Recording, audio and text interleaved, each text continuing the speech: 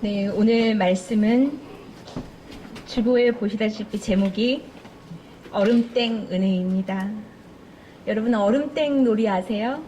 네, 술래가 잡으러 가면 얼음 하면 어떻게 되죠? 죽는 건가요? 아니요. 움직이지만 않을 뿐이지 죽는 건 아니죠. 그런데 다시 누가 와서 땡 하면 어떻게 되죠? 다시 살아나는 은혜가 있는 놀이입니다. 네. 오늘 말씀은 사실 신명기 말씀은 광야를 지나온 이스라엘 백성들에게 광야 40년을 기억하라는 내용의 말씀입니다. 성경에서 애굽이라는 곳은요, 노고와 상징의 노고 또 속박을 상징하는 곳입니다.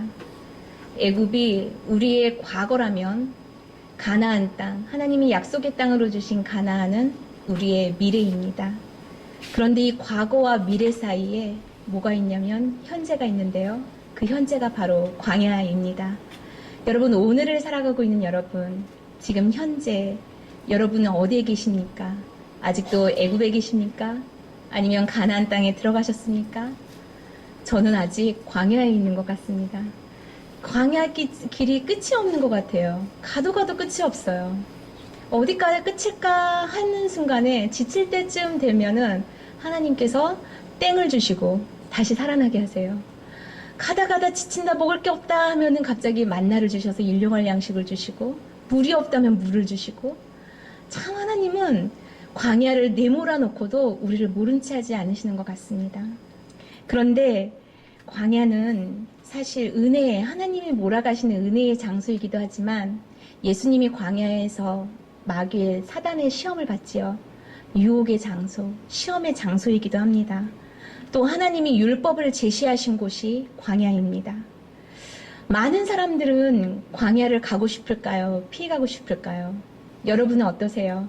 이왕 가는 거 그냥 떳떳하게 자신있게 광야 막 지나가고 싶으십니까? 저는 그냥 피해가고 싶을 때가 많아요. 좀 이 길은 좀 피했으면 하는 마음이 있는 게 광야길이 아닌가라는 생각을 합니다.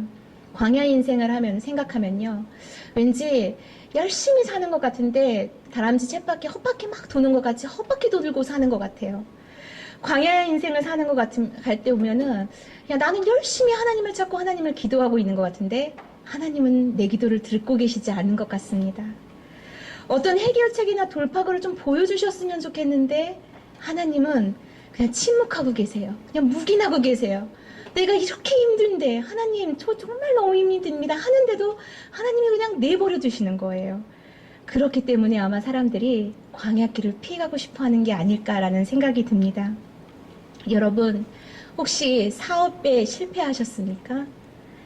지금 불행한 결혼 생활을 하고 계십니까? 아니면 육체의 질병으로 고통하고 계십니까? 아니면 물질의 고통 속에서 허덕이고 계십니까? 사랑하는 사람을 잃은 고통을 가지고 계십니까? 아니면 믿었던 사람한테 배신을 당했습니까? 무고한 고소나 비방 속에서 고통하고 계십니까? 신음하고 계십니까? 몸은 교회에 있지만 영은 무기력하고 죽어 있어서 믿음의 병을 앓고 계십니까? 이 시간, 이 현재가 사실 광야의 시간이 아닐까라는 생각을 해보게 됩니다. 여러분, 우리가 부인할래야 부인할 수 없는 시간, 이 현재, 지금이 광야입니다. 왜 과거와 미래 사이에 현재라는 광야가 있을까요, 여러분? 피해갈 수 없어요. 이 시간은 지나가야 합니다. 그런데 이스라엘 백성은 40년의 시간을 긴 광야 시간을 보냈지만 어떤 사람은 이 시간이 1년이 될 수도 있고 어떤 사람은 60년이 될 수도 있고 어떤 사람은 5년이 될 수도 있고 어떤 사람은 10년이 될 수도 있어요. 그런데 저도 이 광야 시간 하나님을 만나고 싶어도 때론 하나님이 안 계신 것 같고 나는 그렇게 하나님을 찾고 있는데 왠지 내가 가는 이 길은 아직도 깜깜한 터널 속인 것 같고 하나님 도대체 빛은 언제 보입니까? 이 광야 시간을 지나가고 있는 이 시점에 하나님이 주신 은혜가 얼음과 땡입니다. 여러분, 광야에서 죽을 것 같잖아요. 그런데 그때 잠깐의 기쁨이 있지 않습니까? 어떨 때는 우리가 하나님께서 꼼짝도 못하게 얼음 해놨어요. 그런데 어느 순간 자녀가 그냥 뭐 엄마 사랑해요 하고 한 번만 딱 안아줘도 어때요? 갑자기 그때는 그냥 땡 하고 갑자기 마음이 행복해지잖아요. 얼음했다, 땡했다, 얼음했다, 땡했다. 근데 우리는 그 광야의 걸음을 한 걸음, 한 걸음, 한 걸음, 한 걸음 살고 있다는 것입니다. 여러분, 요셉 구덩이 기억하시죠? 요셉은 어때요? 그 구덩이가 언제 빠집니까? 처음부터 하나님께서 요셉을 막무가내로 구덩이에 집어넣지 않으셨어요. 요셉한테 먼저 꿈을 보여주셨습니다. 자기 형제들, 부모들까지도 자기한테 절하는 꿈을 보여줬죠. 요셉이 생각했을 거예요. 야, 난 나중에 정말 대단한 사람 될 거야. 근데 그 꿈을 꾸고 얼마 되지 않아서 형들한테 꿈 얘기를 했는데 형들이 어떻게 해요? 그 꿈 얘기를 듣고 시기질투를 하는 나머지 죽이기로 작정을 해요. 근데 하나님의 은혜로 죽이진 않고 구덩이에다 집어넣고 옵니다. 하나님은 우리한테 소망을 주세요. 야, 좀만 더 하면 이렇게 해줄 거야. 이러면 이렇게 되겠지? 우리한테 작은 소망, 꿈, 미래, 비전을 보여주세요. 이렇게 하면 어떨까? 그게 가끔은 이게 내 생각인가? 하나님이 주신 건가? 헷갈릴 때도 있지만 하나님은 우리한테 그런 비전을 주십니다. 여러분도 비전을 가지고 계시죠? 다 각자에게 주신 비전이 있을 거예요. 내 비전이 아니지만 자녀를 통한 비전이 생길 수도 있고요. 가정을 통한 비전일 수도 있고요. 사역을 통한 비전일 수도 있고요. 아주 작게는 그냥 내 안에 있는 작은 몸이 건강해지는 것이 내 비전일 수도 있어요. 야, 나 그래서 예배 좀 잘 나갔으면 좋겠어. 마음껏 좀 교회에서 하는 것 좀 다 참여해보고 싶어. 이런 게 내 비전일 수도 있거든요. 그런데 비전을 받으면 그 다음 단계가 있어요. 구덩이에 빠져버립니다. 이게 하나님의 원칙이에요. 구덩이에 빠졌을 때 요셉이 어땠을까요, 여러분? 나 살려달라고 막 얼마나 외쳤겠어요. 그러나 듣는 사람이 없어요. 우리가 광야길을 갈 때요, 얼음하는 순간에 우리는 아무리 살려달라고 외쳐도 들어주는 사람이 없습니다. 가족끼리 다 앉아있어도 어때요? 나만 혼자 있는 것 같아요. 여러분 그런 경험 다 해보셨어요? 근데 이 구덩이에 빠지는 얼음의 순간이 하나님이 비전을 주신 다음에 우리한테 주시는 시간이라는 겁니다. 하나님, 제 꿈은 사라졌습니다. 제 비전은 죽었습니다. 이렇게 지나가지요. 그런데 하나님께서 이 요셉을 어떻게 해요? 노예로 팔려가게 한 다음에 보디발 장군의 집에서 집을 관리하는 관리장을 시켜요. 이때 요셉이 어땠을 것 같아요, 여러분? 얼음 상태였을 것 같아요? 요셉은 그때 성공한 거죠. 이방 나라에 가서 땡 하는 순간이었어요. 그런데 그 땡하고 막 살고 있는데 갑자기 어떻게 하시죠? 하나님께서 보디발 장군의 아내의 유혹을 통해서 얼음을 시켜버립니다. 어떻게 해요? 요셉이 잘못해서 얼음이 된 게 아니에요. 요셉은 죄에 안 짓기 위해서 그 유혹을 물리치고 옷 벗고 막 도망갔는데 보디발의 아내가 야, 이 사람이 나를 유혹했다고 말하는 바람에 보디발 장군 관리장으로 있다가 결국은 그 집 감옥에 갇히게 되는 거예요. 다시 얼음이 되어버렸어요. 야, 사람이 왜 이럴까요? 어떻게 관리장이 됐을 때, 보디발 장군 관리장이 됐을 때 아마 요셉은 야, 하나님께서 드디어 나를 이제 사용하기 시작하나 보다. 또 꿈을 꾸고 있었을 거예요. 근데 그러자마자 다시 얼음 하는 순간이 와버렸습니다. 그리고 나서 감옥에 갇혔을 때 술 관원장, 떡 관원장 꿈을 해몽해 주죠. 그래서 바로 앞에 또 이제 그 풀려나잖아요. 꿈이 맞아 떨어지잖아요. 근데 그리고 나서 감옥에서 바로 풀려나지 않아요. 아마 꿈을 해몽해주면서 야, 나가서 나를 기억해주세요. 나 좀 꺼내주세요. 요셉이 그랬는데 나가서 언제 나온 줄 아세요? 그 사람들이 나가고 2년이나 감옥에 더 있었어요. 야, 또 땡 하고 안 다시 이 감옥을 나가는구나 하는 순간 어때요? 2년이나 그 안에서 또 얼음으로 살았던 것입니다. 이게 하나님의 원칙 같습니다. 요셉뿐만이 아니에요. 예수님의 제자들 어땠어요? 예수님이 제자들을 부를 때 뭐라고 얘기하죠? 이제 더 이상 너희가 물고기를 낚는 어부가 아니라 사람을 낚는 어부가 되라고 비전을 주세요. 그때 제자들이 야, 우리가 물고기만 잡는 어부였는데 이제 사람을 잡는 어부가 된다고? 와, 우리 대단한 사람 되나 보다. 그런데 그렇게 말하던 예수님이 조금 시간이 지났더니 3년 정도 시간이 지나고 어떻게 돼요? 십자가에서 죽으신 거예요. 가장 처참하고 가장 저주받은 처형인 십자가형으로 죽으신 거예요. 제자들의 마음이 어땠을까요? 야, 꿈은 다 사라졌어. 내 꿈은 다 죽어버렸어. 하고 어떻게 되겠어요? 다시 얼음이 돼버렸어요. 근데 예수님이 어떻게 하셨죠? 부활하시고 50일 동안 이 땅에 계시고 승천하시고 다시 제자들의 비전을 부활시켜줍니다. 여러분, 이게 하나님의 원칙이에요. 우리가 어떤 때는 작은 것 가지고 얼음이 되어서 산이 중리해. 나 교회도 가기 싫고 아무것도 하기 싫어. 나 건드리지 마. 이럴 때 있잖아요. 근데 그건 너무 어리석은 거예요. 왜냐면 그 다음에 하나님은 뭘 준비하고 계세요? 우리를 얼음시켜놓고? 우리를 얼음시켜놓고 뭐 못 움직인다고, 말도 못한다고, 꼼짝 너무 힘들다고 막 이러고 있는데 하나님은 얼음을 식히는 순간 우리한테 땡을 할 준비를 하고 계신다는 것입니다. 그런데 이때 우리가 주의해야 할 상황이 있어요. 얼음땡 놀이할 때 주의사항 아세요? 없죠?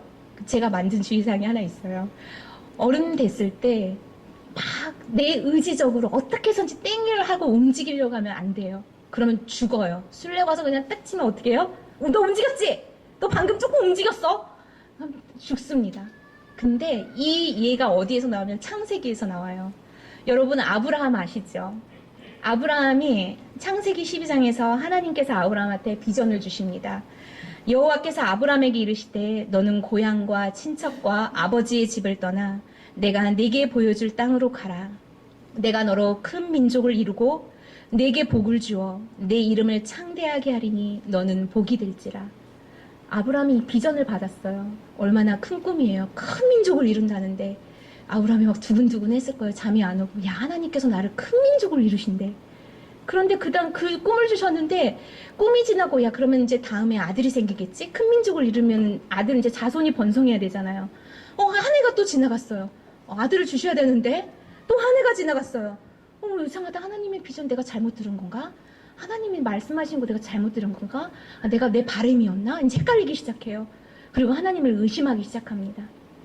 사라가 90세가 되기 전까지도 아들이 안 생기는 거예요. 그 전에 어떤 일이 생기냐. 이게 우리가 범할 수 있는 우예요. 잘못인데 하나님이 우리를 얼음하면요, 여러분. 그냥 그때는 얼음 하고 기다리는 게 최선이에요. 얼음 하고 나 건드리지 마세요. 나 지금 얼음이야. 나 지금 안 좋아요. 이렇게 있는 것이 아니라 그냥 얼음 하고 하나님 이 다음에 나를 어떻게 땡하실 거예요? 어떻게 나를 땡으로 인도하실 거예요? 이러면서 하나님을 바라보면서 얼음하고 있으면서 기다리면 되는데 이 사라와 아브라함이 큰 민족을 이룬다는 비전 앞에 나이가 90세가 다 되어갈 정도로 아들이 없으니까 꿈이 점점 죽어가잖아요. 아브라함도 얼음이 되어가고 사라도 얼음이 되어가고 사라가 생각해요. 야, 안 되겠다. 분명히 하나님의 비전은 이루어주시는 거야.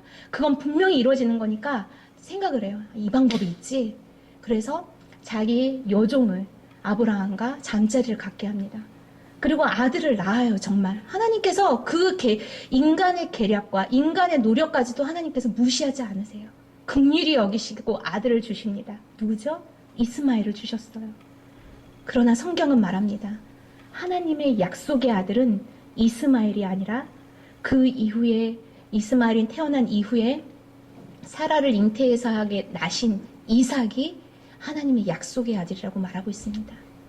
여러분 혹시 여러분을 멈추게 하고 그냥 다 놔버리게 하고 그냥 아무것도 할 수가 없고 심지어 어떤 때는 하나님을 불러보지만 하나님은 안 계신 것 같고 난 진짜 내가 교회를 그냥 다니는 건가? 내가 믿음 생활 헛했나? 막 이런 생각이 드는 그 순간 여러분 어떤 생각하세요? 야, 그러면 어쩔 수 없다. 내가 다른 방법을 찾아봐야지. 사람도 찾아가 봅니다. 물질도 숨겨놓은 물질 있나 도 찾아봅니다. 내 방법을 찾아봅니다. 이게 방법인가? 이렇게 보는 게 맞나? 그러나 그것은 결국 우리로 하여금 약속의 아들인 이삭을 낳는 행동이 아니라 누구를 낳아요? 이스마엘을 낳는 죄를 범하게 된다는 것입니다. 우리가 얼음하고 움직이지 않을 때 여러분 우리 안에 끊임없이 우리를 유혹하는 게 있어요. 야, 하나님이 주신 비전이 놓치면 안 돼. 하나님의 이 비전은 죽어서는 안 돼. 막 우리 얼마나 마음이 급해요. 조급하죠. 이게 빨리 이루어져야 되는데 지금이 때인 것 같은데. 그래서 그냥 어떻게 보면 그냥 죽어가는 그 비전을 인공호흡이라도 막 해서 살리려고 우리는 막 안간힘을 써요. 근데 그거는 다 헛수고라는 것입니다. 그때는 뭘 해야 돼요? 하나님을 바라보고 하나님의 일하심을 기대하면서 묵묵히 그 시간을 기다려야 된다는 것입니다. 여러분 잠언에도 솔로몬이 고백합니다. 너는 마음을 다하여 여호와를 신뢰하고 내 명철을 의지하지 말라. 너는 범사의 그를 인정하라. 그리하면 내 길을 지도하시리라. 스스로 지혜롭게 여기지 말지어다. 여호와를 경외하며 악을 떠날지어다. 이것이 바로 우리가 얼음땡 놀이를 하면서 살아가는 하나님의 방법입니다. 오늘 여러분 셀모임 때 야이로라는 사람이 나옵니다. 회당장 야이로. 그런데 이 말씀을 여러분 셀모임 하면서 나누다 보니까 참 하나님의 방법은 성경에 여기저기 나와요. 요셉한테서 나왔었죠. 예수님의 제자들한테서도 나왔었죠. 또 아브라함한테서 나왔었죠. 근데 이 야이로도요, 참 희한해요. 예수님께서 딱 바다에 다른 쪽 강 건너가서 귀신을 내쫓고 사역을 마친 다음에 강을 건너와요. 예수님 소식을 듣고 막 많은 사람들이 모입니다. 그리고 나서 막 예수님한테 어떻게 하면 고침을 받을까, 예수님의 말씀을 들을까 막 몰려들어요. 근데 그 와중에 어떤 막 회당장이면 여러분 회당의 대빵이잖아요. 막 와가지고 갑자기 모든 자기 자존심 다 내려놓고 그냥 엎드려가지고 자기 딸이 지금 죽어가니까, 병들어서 죽어가니까 살려달라고 이제 간구하는 거예요. 도움을 청하는 거예요. 근데 예수님이 이 야이로의 말을 듣고 그래 내 믿음대로 될 거다 그냥 가라 한 게 아니라 그래 가자 너희 집으로 같이 가자고 일어나요. 그리고 야이로와 함께 같이 야이로 집으로 예수님이 걸어옵니다. 그 야이로의 마음이 어땠을 것 같아요, 여러분? 여러분이 그 딸의 엄마라면, 딸 아빠라면 여러분 어떨 것 같아요? 예수님 이제 우리 딸 고침받는다! 비전이 생겼죠. 막 소망이 생겼죠. 얼마나 기쁘겠어요. 그런데 오다 갑자기 예수님 멈췄어요. 그러면서 갑자기 나한테서 능력이 나갔다고. 도대체 누가 나를 만졌냐고 그래요. 지금 야이로 마음은 막 급해요. 빨리 가야 돼요. 우리 딸이 지금 죽어가는데 예수님 빨리 가셔야 돼요. 이런 마음인데 예수님이 갑자기 멈춰가지고 지금 누가 나 만졌냐고. 그랬더니 혈루증을 12해, 12년의 혈루증을 앓던 여인이 진짜 예수님의 옷을 스친 거예요. 내가 예수님 옷만 만져도 나을 거야. 예수님이 그냥 지나쳤어도 돼요. 그래, 누가 나한테서 능력이 나가서 고침을 받았구나 하면 되는데 그 바쁜 와중에 야이로의 마음은 알아주시지도 않고 멈춰가지고 그 여인과 또 대화를 나눕니다. 어떻게 해서 그렇게 고침을 받았는지 여인이 다 얘기를 해요. 그런 찰나에 그런 순간에 야이로 집에서 회당장 집에서 막 사람이 뛰어왔어요. 큰일 났어요. 당신 딸이 죽었습니다. 여러분 이 사건 앞에 무엇을 느끼세요? 우리 같지 않아요? 야, 될 거야. 금방 될 거야. 예수님이 하실 거야. 막 기뻐가지고 소망 가운데 비전 가운데 막 있는데 갑자기 어때요? 잠깐의 지체 시간 속에서 다시 딸이 죽었대요. 얼마나 이 비전은 또다시 죽습니다. 그런데 예수님께서 그 야이로한테 말하세요. 두려워하지 말아라. 두려워하지 말아라. 그리고 나서 야이로의 집에 가서 그 딸을 고치십니다. 살리세요. 죽은 게 아니라 잔다 하면서 살리십니다. 이게 바로 여러분 비전의 부활이에요. 우리가 살면서 다 죽었어. 다 할 것 같죠. 다 잃어버린 것 같아요. 난 겨우 하나님 그냥 하늘나라 가는 것만으로 감사해요. 저는 아무 소망이 없어요. 그런 생각이 들 때라도 여러분 하나님은 그걸 기뻐하지 않으세요. 하나님은 우리한테 다시금 그 꿈과 비전의 부활을 준비하고 계십니다. 혹시 여러분 지금 얼음 순간이세요? 무엇이 여러분을 얼음하셨어요? 어제까지는 막 땡이어서 나 너무 은혜 충만해, 성령 충만해, 내일 막 교회 가야지. 근데 아침에 갑자기 남편하고 밥 먹다가 부부싸움을 했어요. 그러면 교회 나올 때 마음이 어때요? 어제는 땡이었는데 오늘 어때요? 얼음으로 지금 교회 와 있어요. 여러분 이런 게 우리 사이에 비일비재예요. 너무 많아요. 근데 그때마다 여러분 얼음이 돼서 나 죽었어. 나 이제 끝이야. 나 건드리지 마. 이런 것이 아니라 그럴 때마다 우리는 그 다음의 은혜를 바라볼 수 있는 믿음의 눈이 있어야 된다는 것입니다. 땡의 은혜. 야, 하나님이 이 일을 통해서 뭘 지금 또 준비하고 계시는 거지? 어떤 은혜가 나를 기다리고 있는 거지? 이것이 바로 오늘 얼음땡의 은혜입니다. 여러분 오스왈드 챔버스라는 사람이 이런 말을 했어요. 지저귀는 새는 노래하는 법을 어둠 속에서 배운다.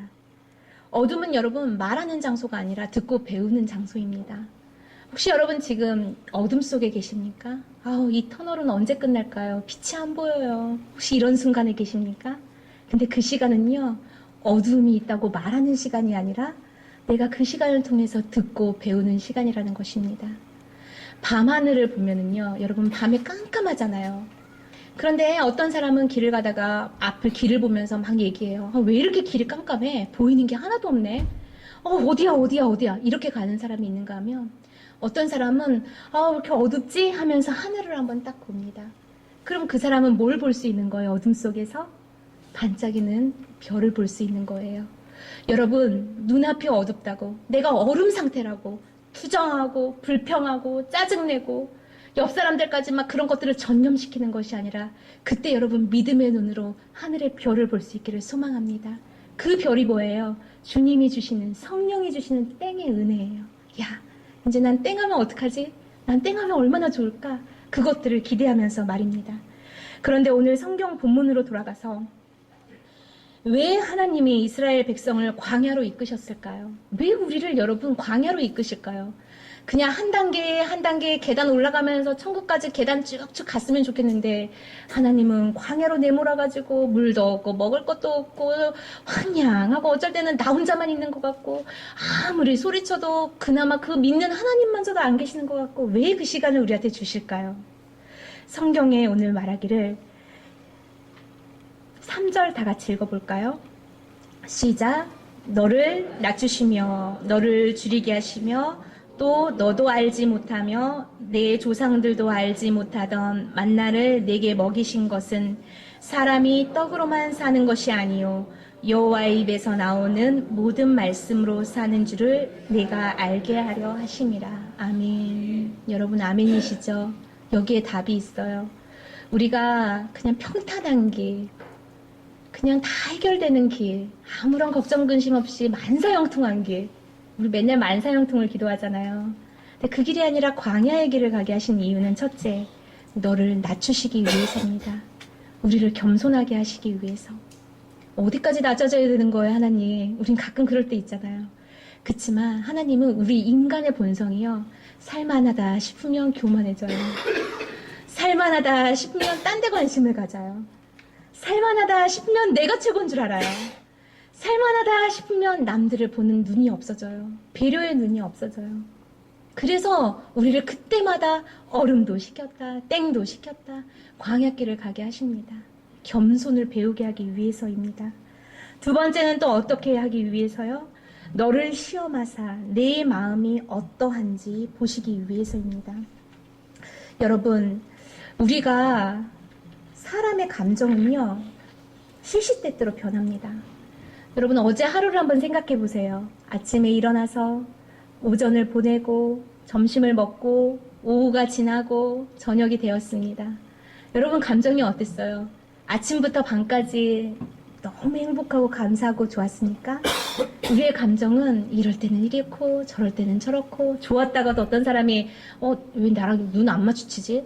왜 나랑 인사 안 하고 피하는 것 같지? 그럼 갑자기 또 기분이 안 좋아져요.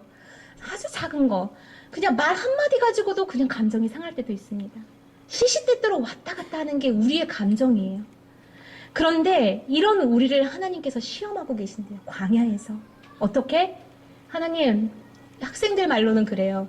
끄트다는 학생들이 잘 하는 말이, 목사님, 저 다음 주부터 교회 끊을 거예요. 그런 말을 잘해요. 그리고 나서 또 와요. 왔다가 또 자기 감정 좀 건드리면 또 나가면서 그래요. 목사님, 저 다음 주부터 교회 끊을 거예요. 또 이러고 가요. 근데 이게 애들 뿐이겠어요? 우리도 어쩔 때는 그냥 하나님, 저 좀 내버려 두세요. 저 잠깐 좀 사역 좀 다 내려놓고 좀 편하게 좀 있어 볼게요.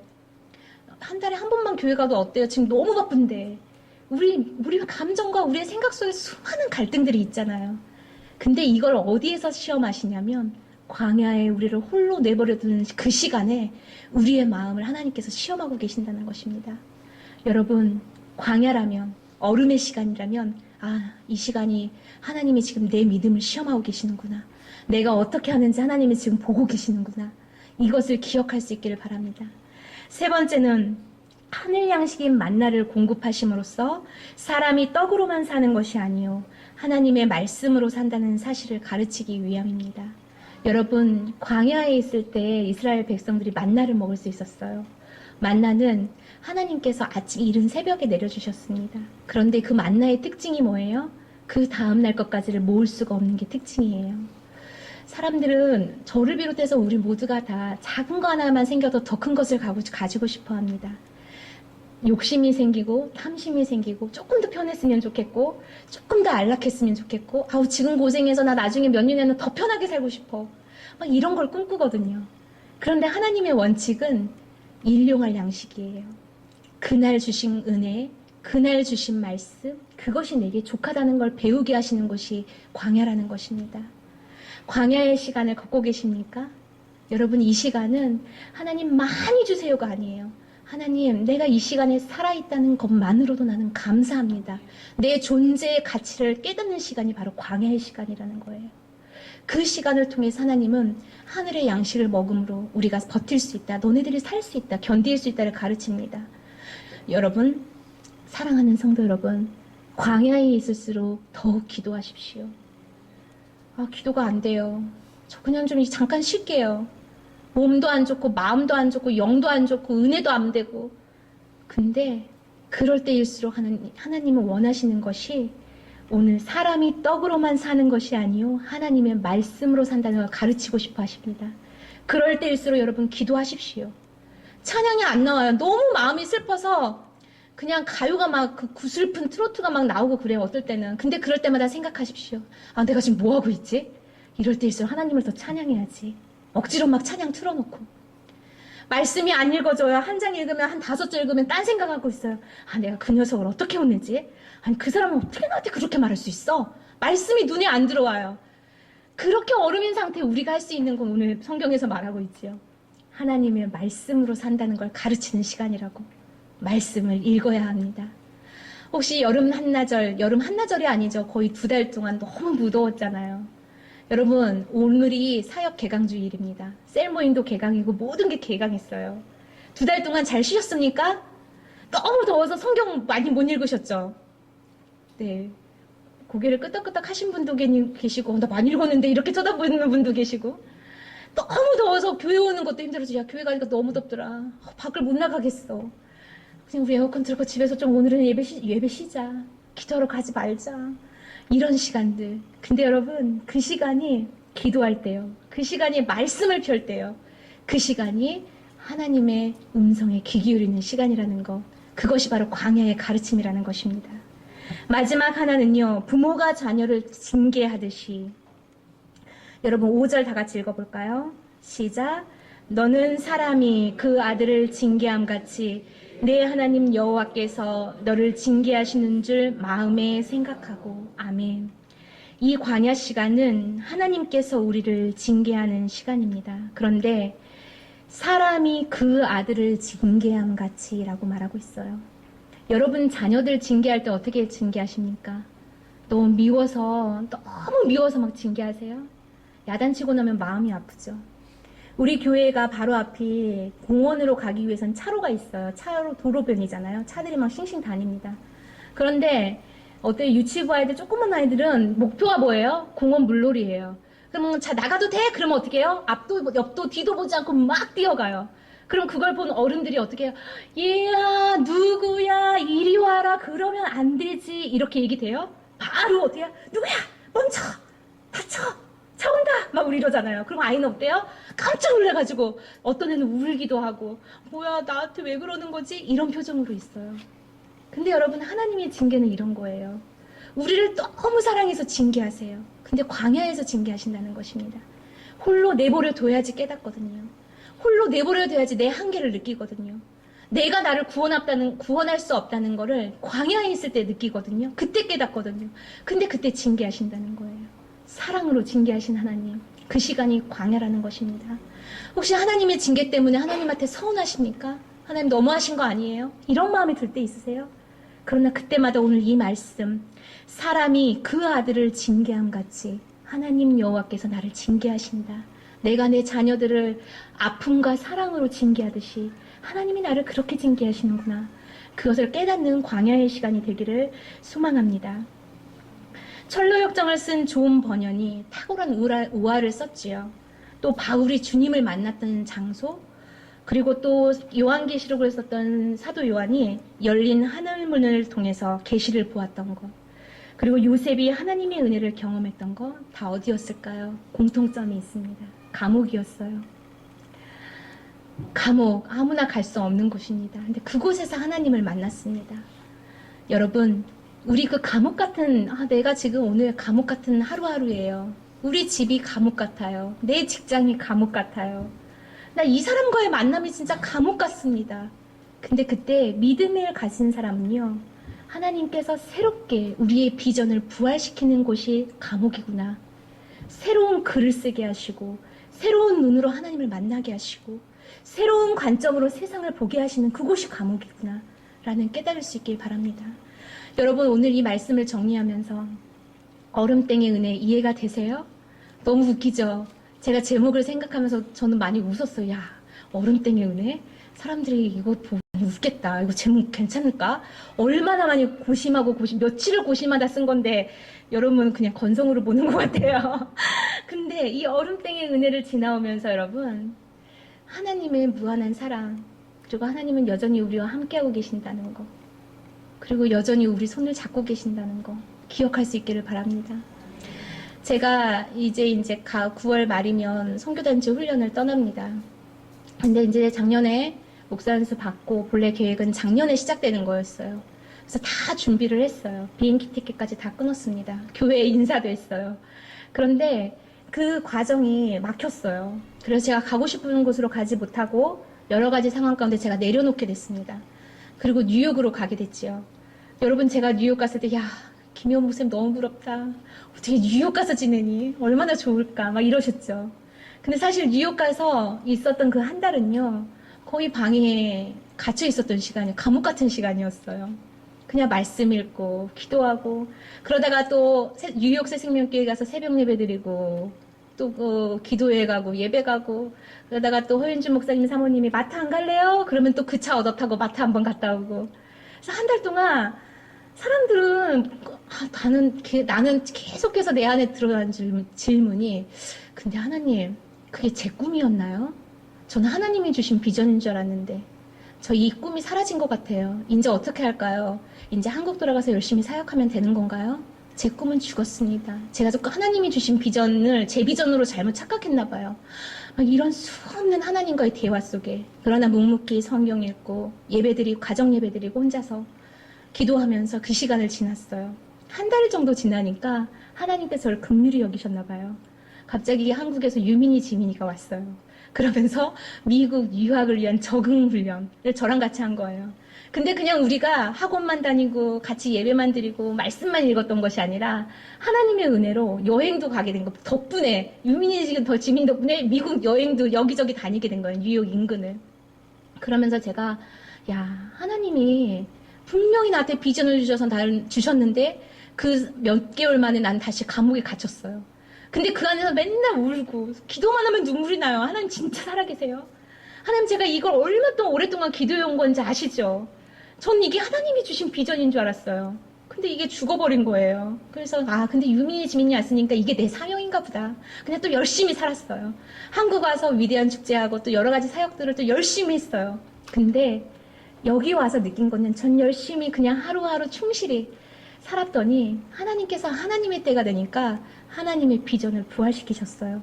그래서 제가 9월 하반기에는 6개월의 정규과정의 선교훈련을 떠나게 되었습니다. 여러분, 이게 얼음땡의 은혜예요. 나는 정말 처음에 떠날 때는 땡이었어요. 야, 드디어 하나님의 비전을 이뤄가시는구나. 하나님께서 나를 통해 무슨 일을 하시는구나. 갔더니 어때요? 바로 얼음이에요. 바로 감옥 안이에요. 여기서 어떻게 살지? 하나님을 원망하는 것이 아니라, 야, 이 시간을 통해서 하나님이 나한테 뭘 원하시는 거지? 하나님의 뜻이 이루어지게 해주세요. 하나님의 뜻이 이루어지게 해주세요. 그랬더니 다시금 수개월이 지난 후 하나님은 하나님의 때에 맞춰서, 하나님의 타이밍에 맞춰서 하나님의 비전을 이뤄가신다는 것입니다. 여러분, 이 사실을 기억하면서 얼음도 은혜예요. 땡도 은혜입니다. 얼음은 그 시간에 홀로 아무도 없는 것 같은 그 고독한 시간에 하나님을 의지하고 하나님을 만나는 시간이고요. 땡은 어때요? 하나님이 살아계셔서 나와 함께 역동적으로 함께 하시는 살아계신 하나님을 누리는 때가 땡의 은혜예요. 얼음이라고 불평하지 마십시오. 얼음이라고 절망하지 마십시오. 얼음이라고 낙심하지 마십시오. 반드시 성령이 우리한테 하나님의 때에 땡을 쳐주십니다. 그 은혜를 소망하면서 우리 이번 한 주간도 주님, 광야를 살지만, 끝이 없는 광야 같지만 나는 이번 한 주도 주님과 얼음땡 놀이를 하면서 지내겠습니다. 우리 승리하는 한 주 되시길 소망합니다. 기도하겠습니다. 하나님, 감사합니다. 기나긴 얼음 상태인 것 같기도 하고, 어제는 땡이었는데 왜 오늘은 얼음일까 하는 심정으로 예배에 온 성도님들도 계시고, 그냥 누군가의 말이나 표정이나 그냥 자녀의 눈물이나 돈이나 걱정 근심이나 이런 것들로 잠시 우리가 긴 광야길을 가면서 얼음 상태가 될 때가 많습니다. 그러나 이 얼음 때도 나를 돌아보며 하나님 앞에 겸손히 나아가 하나님을 만나는 은혜의 시간임을 우리가 깨닫게 하시고 기억하게 하여 주시옵소서. 땡도 그 하나님 살아계심을 마음껏 누리는 은혜의 시간임을 우리가 깨닫게 하여 주시옵소서. 주님, 우리를 죄와 사망에서 자유케 하신 예수 그리스도로 말미암아 우리가 광야에서 그 홀로 멈춰있는 어둠의 시간도 묵묵히 견딜 수 있게 하시고 늘 우리와 함께 하시어서 땡 하시며 안아주시는 보혜사 성령님으로 말미암아 우리가 다시금 웃을 수 있게 하여 주시옵소서.